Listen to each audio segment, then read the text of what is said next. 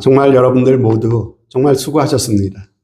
그리고 올 한 해 참 열심히 사셨습니다. 근데 우리가 이토록 나름대로 최선을 다한다고 했고 또 열심히 산다고 살았지만은 여러분 어땠습니까? 기대했던 일들이 일어났습니까? 소망했던 일들이 이루어졌습니까? 정말 한 해를 보내면서 잘 살았다 이런 마음이 드십니까? 아마 한 해를 보내면서 이런 뿌듯한 마음보다는 아쉬운 마음이 또 있을 테고요. 또 후회하는 마음도 있으실 줄로 압니다. 제가 지난 주일에 어떤 열매를 맺으셨습니까? 라는 제목으로 예수님이 우리의 나무가 되시고 우리는 그분에게 접붙이파된 가지이고 그래서 우리는 열매를 맺어야 된다. 농부이신 하나님께서는 우리에게 열매를 바라고 계신다 말씀을 드렸죠. 그리고 그 열매, 우리가 맺어야 될 열매는 뭐라 그랬습니까? 예수의 나무에 접붙임 됐기 때문에 예수의 열매를 맺어야죠. 예수의 열매를 맺는다는 것은 예수님의 삶을 우리가 따라가고 예수님의 인격과 성품을 닮아가는 열매라고 말씀을 드렸습니다. 하나님께서 우리를 사랑하시지만 우리를 구원하셔서 바로 천국으로 옮기지 않으시고 이 땅에 남겨두시는 이유, 때로는 우리에게 좋은 것만 주시고 싶으시지만 그럼에도 불구하고 우리 인생 가운데 때때로 병도 찾아오고 실패와 가난과 좌절도 우리로 겪게 하시는 이유가 무엇입니까? 우리로 하여금 이러한 열매를 맺도록 하시기 위함인 줄로 믿습니다. 하나님께서 우리에게 진정 바라시는 것, 정말 우리가 예수 그리스도의 열매를 맺는 것이야말로 우리가 이 땅에 살아가는 우리의 인생의 참 목표가 되어야 되고 우리의 표대가 되어야 되고 그리고 우리가 인생을 잘 살았는가를 평가할 수 있는 기준이 된다고 하는 것입니다. 그런데 한 해를 돌아보면서 과연 나는 한 해 동안 예수님을 더 닮았는가? 예수님을 더 가까이 따라가고 있는가? 생각할 때 작년이나 재작년이나 5년 전이나 10년 전이나 크게 달라진 것이 없는 것 같은 그런 느낌이 들 때 여러분 정말 내 마음 가운데 내가 과연 잘 살고 있는가? 내가 과연 잘 믿고 있는가? 이런 생각을 하지 않을 수가 없는 것이죠. 이런 답답한 마음이 있으신 그런 분들에게 하나님께서 이 저녁에 이 말씀을 통해서 위로해 주시기를 바라고요. 그리고 다시 한번 격려해 주셔서 정말 하나님이 기뻐하시는 그 방향, 그 길로 다시 한번 힘을 내고 걸어가고 뛰어갈 수 있는 귀한 은혜가 꼭 있으시기를 주님의 이름으로 축복합니다.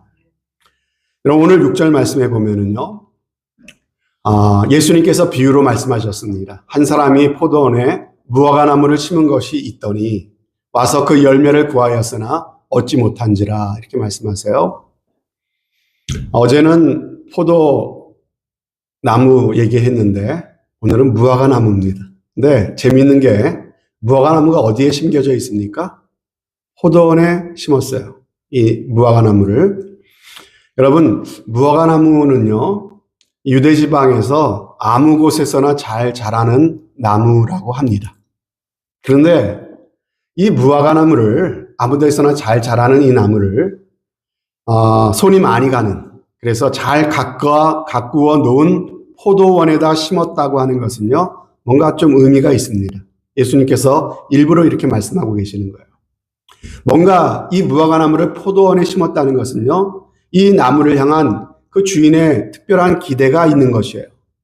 뭡니까? 이 포도원 주인은 그 포도를 심어야 될 그 자리에 무화과를 심으면서 뭔가 이 무화과나무가 보통의 그런 나무보다 더 맛있고 더 좋은 열매를 맺어주기를 바라고 있는 것입니다. 그런데 이 무화과나무는 어떻게 했습니까? 이런 주인의 기대를 완전히 저버렸죠. 잘 가꾸어 놓은 포도원에 심어가지고 특별한 관리를 받게 해 주었음에도 불구하고 이 무화과나무는요 아무런 열매를 맺지 않았습니다. 그러자 주인이 어떻게 합니까? 포도원 지기에게 이렇게 말합니다. 7절 말씀이죠. 포도원 지기에게 이르되 내가 3년을 와서 이 무화과 나무의 실과를 구하되 얻지 못하니 찍어버려라. 어찌 땅만 버리게 하겠느냐. 이렇게 이야기하고 있다는 것이죠. 주인은 지금 심히 실망하고 언짢아하고 있습니다. 왜 그렇습니까? 이번만이 아니었어요. 무려 3년을 기다렸다고 했습니다. 2번이나 참았는데, 그래서 이번에는 좀 열매가 있겠거니 하고 기대했었는데 이번에도 아니었다는 것이죠. 예수님께서 제자들에게 이 비유를 말씀하시면서 이 비유를 또한 성경에 기록해 두셔서 오늘 예수 믿는 저와 여러분들이 듣도록 하셨습니다. 그렇다면 예수님께서 의도하신 이 무화과 나무는 누구를 보여주는 것일까요?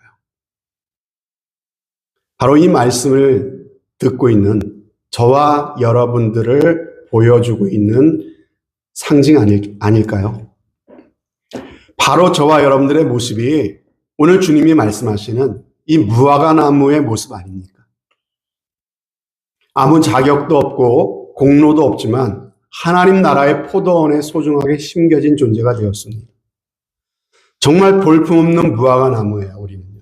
분에 넘치는, 그럼에도 불구하고 자격도 공로도 없지만은 분에 넘치는 사랑과 은혜를 입고 우리는 살고 있습니다. 그럼에도 불구하고 여전히 우리를 향하신 하나님의 기대를 충족시켜 드리지 못하는, 하나님의 원하시는 모습이 되기에 아직도 모자라고 미흡한 바로 저와 여러분들의 모습이 오늘 이 무화과 나무의 모습이다라고 하는 것입니다. 올 2024년도는 어떠셨습니까? 맡겨주신 직분과 사명, 최선을 다해 보려고 애도 써 봤겠지만은요, 뭔지 부족하고 아쉬운 것들도 많이 있지 않았습니까? 지난 한 해 동안 우리 주님께서 여러분들에게 선물로 허락해 주신 여러분들의 가정은 어땠습니까? 이 가정을 주님께서 허락하시며 이 가정이 예수 그리스도를 주인 삼은 정말 천국 같은 가정이 되기를 하나님이 원하셨는데 오히려 가정을 통해 행복을 맛볼 때보다는 여전히 내 안에 성숙하지 못한 그 모습 가운데 서로에게 상처를 주고받으며 아프고 불행했던 순간들이 많이 있지 않았습니까? 여러분 주변의 사람들과는 어땠습니까? 서로 사랑하라고, 서로 섬기며 종노릇하라고 나에게 붙여주신 사람들인데 오직 내 문제에만 사로잡혀가지고 미처 그들을 돌아보지 못하고 그들을 이해하지 못하고 지냈을 때가 많이 있지 않습니까? 여러분의 개인의 경건 생활은 어떻습니까? 말씀과 기도로 매일매일 우리가 주님 안에 거하는 삶을 살아야 된다고 말씀을 드렸는데 우리의 육신의 약함을 핑계대면서 하루하루 기도 없이 살고 있지 않습니까? 하루하루 말씀 없이 지내고 있지는 않습니까? 말씀과 기도가 없으니까 우리의 영혼이 강건할 리가 없죠. 우리가 육신의 욕구를 우리는 따라 살아갈 수밖에 없게 되겠죠. 그래서 시시때때로 우리에게 다가오는 그 죄와 사단마귀의 유혹을 우리가 어떻게 대적하고 물리치기보다는 작은 유혹에도 그냥 그대로 넘어져 버리고 마는 그러한 삶을 우리는 살아오고 있지 않습니까? 정말 하나님께 받은 사랑과 하나님의 기대를 생각하면 죄송한 마음을 가지지 않을 수가 없습니다. 그러니 오늘 주님이 말씀하시는 이 무화과 나무야말로 바로 저와 여러분들의 모습을 보여주고 있다라고 하겠습니다. 오늘 2024년 마지막을 보내면서 조금 있으면 회복되겠지. 언젠가는 나아질 날이 있을 거야. 뭐 언젠가는 되겠지. 막연하게 이렇게 살아오고 있는데 작년에도 그랬고 올해도 그랬고 그래서 내년에도 뭔가 특별하게 달라질 거라고 하는 뚜렷한 자신도 우리 가운데 없습니다. 이대로는 내 힘만으로는 또 별다른 열매를 맺지 못할 것 같습니다.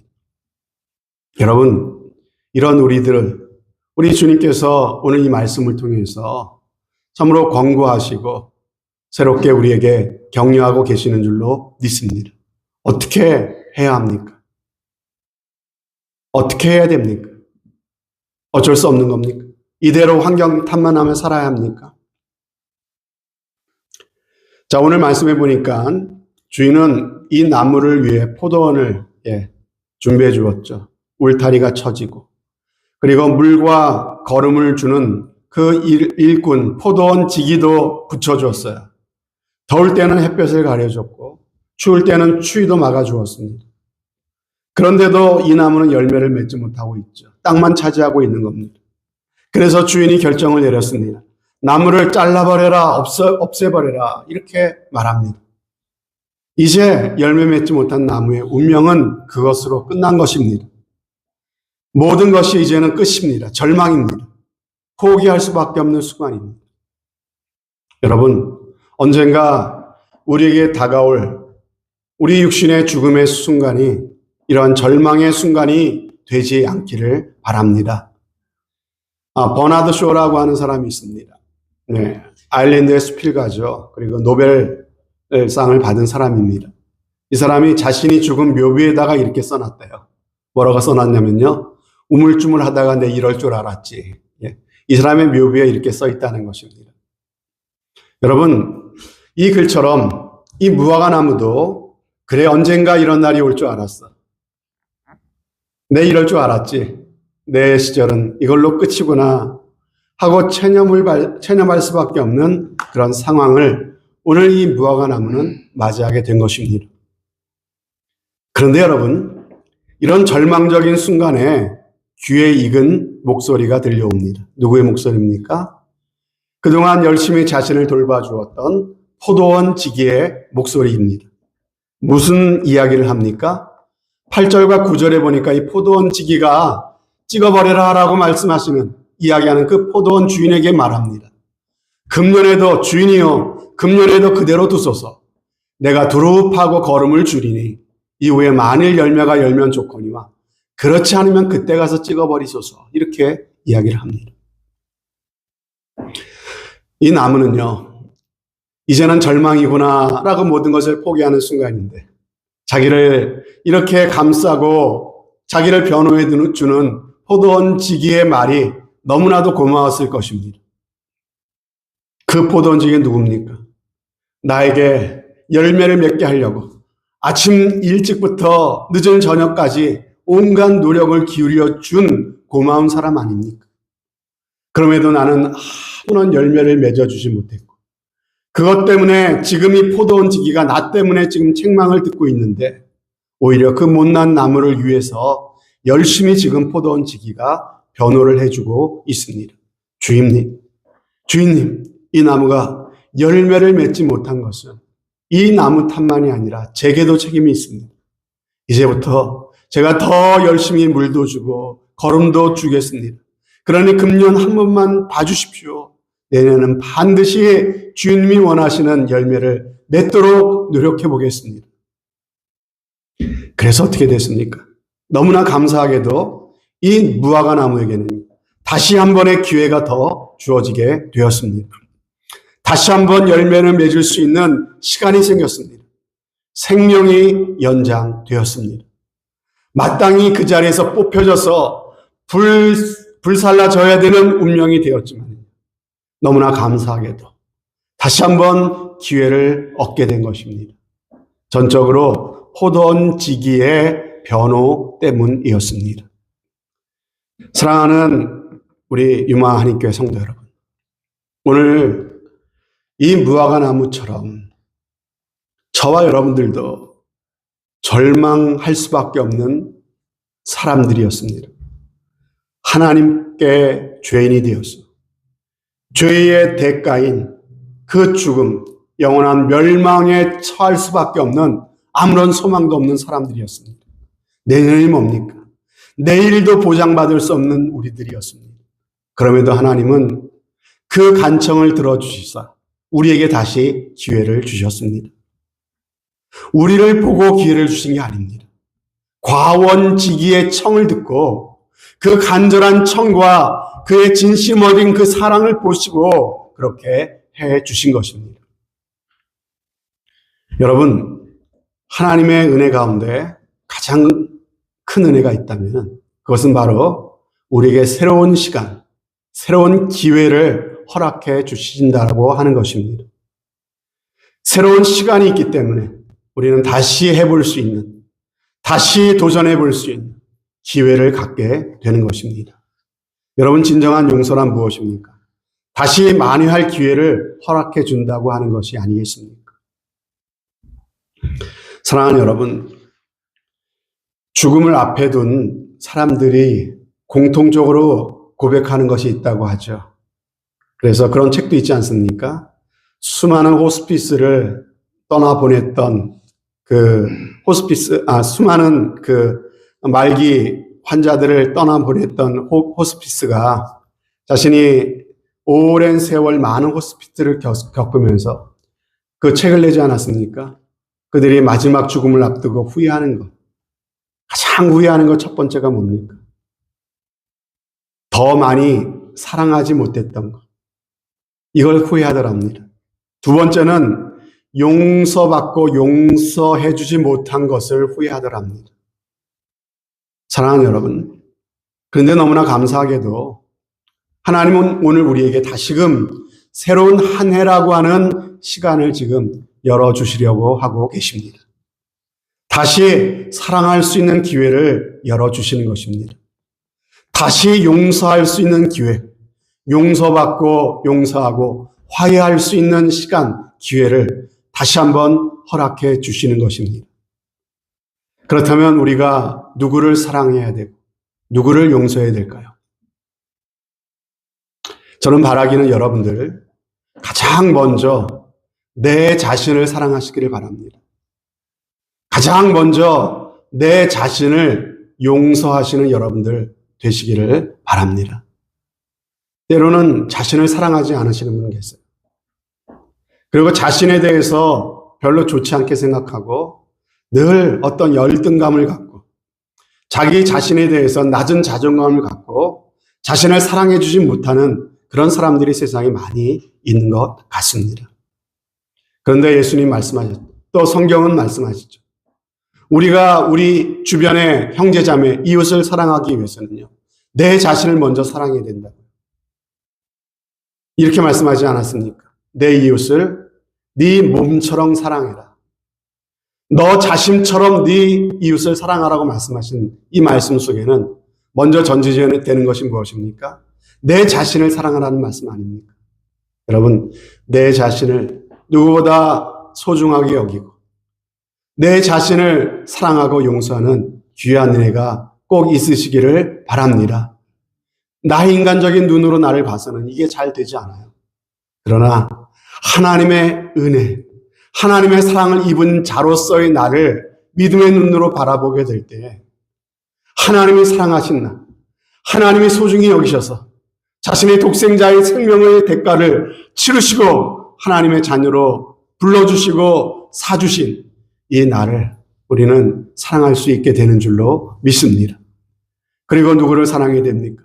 특별히 내 주변의 사람들 중에서 내 마음에 들지 않는 사람, 내 마음에 담을 쌓고 살아가고 있는 사람, 멀리하고 있는 사람, 내 마음에 용서하지 못하고 있는 그 사람, 바로 그 사람을 사랑하라고, 그 사람을 용서하라고 그렇게 말씀하고 계시는 것입니다.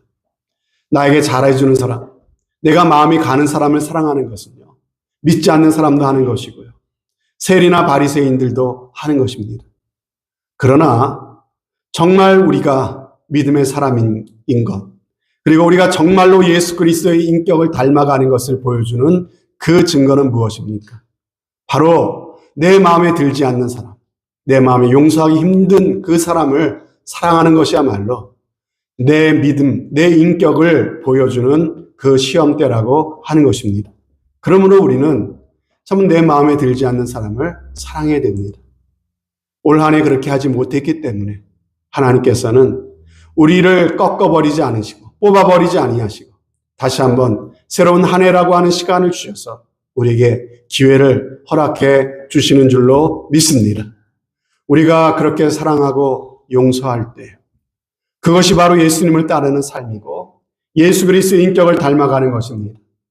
그렇게 하는 것이 바로 주님이 원하시는 예수 그리스도의 열매를 아름답게 맺는 일인 줄로 믿습니다. 그것을 하나님께서 기쁘게 받으시고 계시는 것이죠. 여러분, 한 해를 보내고 또 새해를 맞이하면서 정말 열매 맺지 못한 무화과나무 같은 우리인데 우리에게 내일을 주시고 또 한 해를 허락해 주신다고 하는 것은 너무나도 큰 은혜입니다.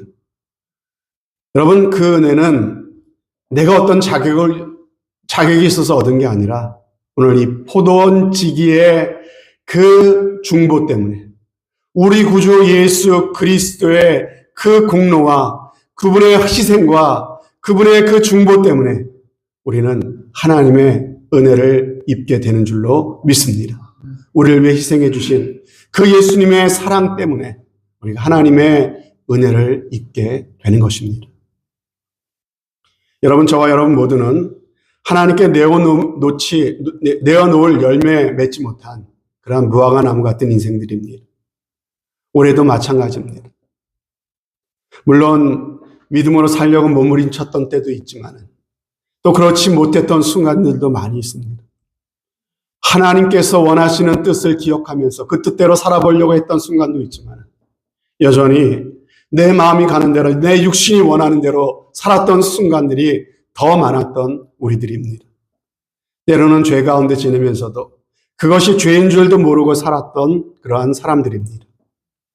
이런 우리의 삶이었지만 예수님께서 우리를 위해 변호해 주셨습니다. 우리 탓이 아니라 다 내 탓이라고 해 주셨습니다. 그래서 우리가 받을 그 죄의 벌을 예수님께서 대신 다 담당해 주셨습니다. 그리고 십자가를 지셨습니다. 그래서 오늘 우리가 이렇게 하나님을 예배하는 자리에 있게 된 것 아니겠습니까? 그뿐입니까? 우리는 우리의 생명도 연장을 받았습니다. 2025년 한 해뿐만이 아니라 또 그 다음엔 2026년뿐만 아니라 우리에게 영원한 생명, 영생을 우리 가운데 선물로 주셨습니다. 이 얼마나 감격스러운 일입니까? 얼마나 놀랍고 귀한 은혜입니까?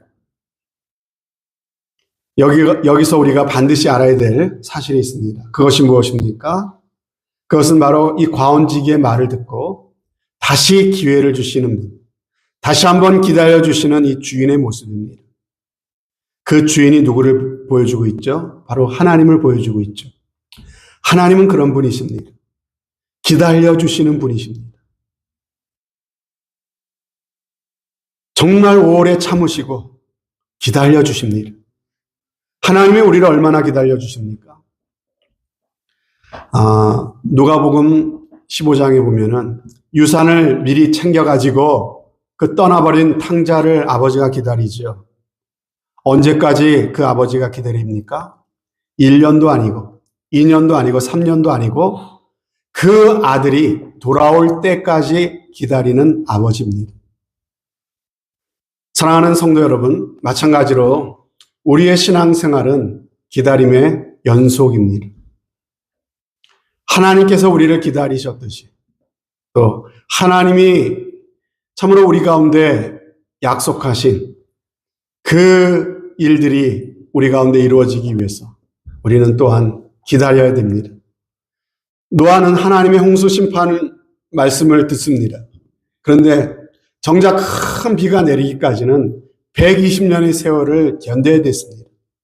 120년 동안 그 맑은 날에 그 큰 방주를 지으면서 얼마나 많은 사람들의 조롱과 손가락질을 받았겠습니까? 그런 그 120년의 시간을 견디고 기다렸습니다.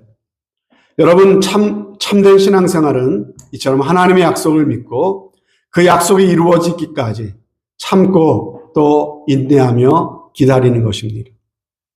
우리 안에 주님이 원하시는 열매가 맺어지지 않는다고 할지라도 하나님께서는 우리에게 주님 안에 거하라고 하셨고 우리가 주님 안에 거하면은 저절로 반드시 열매를 맺게 해주겠다고 하나님이 약속하셨기 때문에 내 믿음이 잘 자라는 것 같지 않고 믿음이 성장하는 것 같지 않고 내 성격이 변하지 않는 것 같다 할지라도 기다리고 참고 인내하면 마침내 주님의 때에 우리 안에 하나님의 형상이 이루어져 갈 줄로 믿으시기를 바랍니다.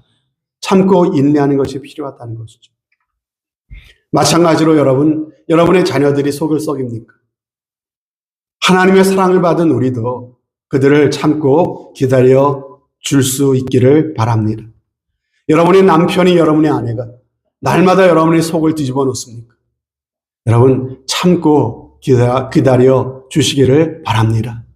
그것이 바로 예수 그리스도를 닮아가는 길이고 예수님의 열매를 맺는 길입니다.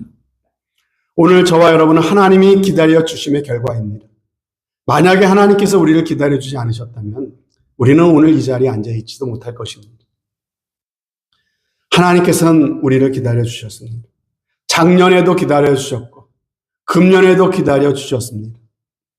우리의 인격이 예수를 닮아 성화를 이룰 때까지, 그리고 우리의 몸이 영화롭게 되어서 마침내 주님과 같이 될 때까지 주님은 우리를 떠나지 않겠다고 말씀하시고 우리와 함께 하시며 최후 승리의 그 자리까지 우리를 인도해 가실 줄로 믿습니다. 사랑하는 여러분, 그러므로 나의 연약함 때문에 올 한 해를 보내면서 좌절하고 절망하지 맙시다. 주께 드릴 열매가 없다고 비관하지 맙시다. 우리 예수님 말씀하셨죠. 나는 포도나무요 너희는 가지라고 말씀하셨습니다. 이 주님을 의지하십시다. 주님은 우리에게 열매를 맺으라고 명령하지 않으셨습니다. 다시 말씀드립니다. 열매를 맺으라고 명령하지 않으시고 우리에게 다만 내 안에 거하라, 나의 사랑 안에 거하라 라고 명령하셨습니다. 여기에 비밀이 있습니다. 우리는 주님께 붙어 있기만 하면 됩니다. 주님께 붙어 있기 위해서 우리는 말씀 앞에 나가는 것이고, 주님께 붙어 있기 위해서 내 육신의 본성은 기도하는 것을 거부하지만은 육신의 본성을 쳐서 복종시켜 하나님을 부르짖고 하나님을 찾고 하나님 앞에 기도하는 것입니다. 이렇게 말씀과 기도로 늘 주님을 바라보고 그 은혜를 사모하며 그 믿음 안에 우리가 거하면 되는 것입니다. 그러면 하나님의 은혜가 우리 안에 참으로 흘러들어와 하나님이 원하시는 그 주님의 열매를 맺게 하시는 줄로 믿습니다. 내 노력과 내 열심이 아닙니다. 주님이 맺어주십니다. 우리가 염원하고 눈물로 기다리던 그날, 마침내 주님의 형상이 우리 안에 이루어질 그날은 반드시 우리 앞에 다가오게 될 줄로 믿습니다.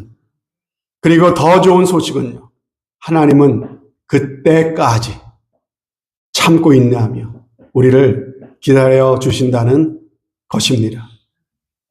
금년에도 그대로 두소서라고 주님의 간청을 들으시고 우리에게 새로운 기회를 열어주십니다. 여러분, 2025년도에는 우리에게 주신 이 기회를 함부로 흘려버리기보다는 다시 한번 믿음으로 꽉 붙잡는 한 해가 되시기를 바랍니다. 그래서 또 한번 기다려주시는 주님의 기대, 그 주님의 사랑에 참으로 부합할 수 있는 그런 한 해, 새로운 각오와 믿음을 가지고 주님의 사랑 안에 거하는 한 해가 되기로 결단하며 2025년도를 맞이하시는 복된 은혜가 꼭 있으시기를 주님의 이름으로 축원드립니다. 아멘. 이 시간에 우리 한번 같이 찬송하실